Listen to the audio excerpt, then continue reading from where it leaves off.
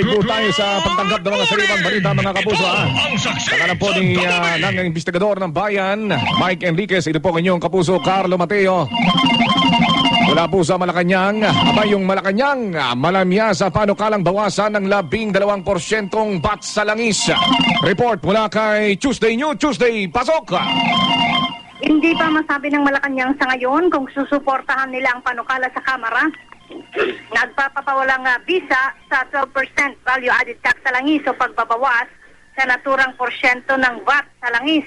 Una nang sinabi ni Bayan Muna Representative Teddy Casino na matagal nang nakabitin sa Kamara ang House Bill 2719 at hanggang ngayon na hindi pa ito inaaksyonan ng Kongreso.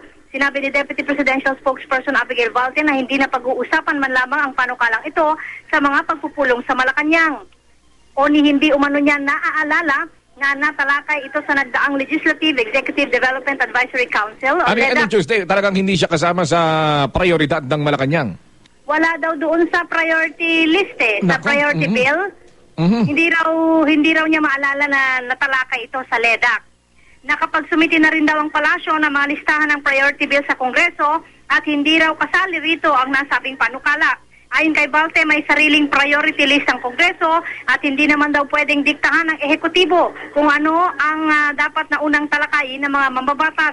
Paala na raw ang mga kongresistang nagsusulong ng kaukulang panukalang batas na dumiskarte at makakuha ng suporta para rito. Ang inyong kapuso, Tuesday sa Gunion ng GMA Super Radio, DGWD.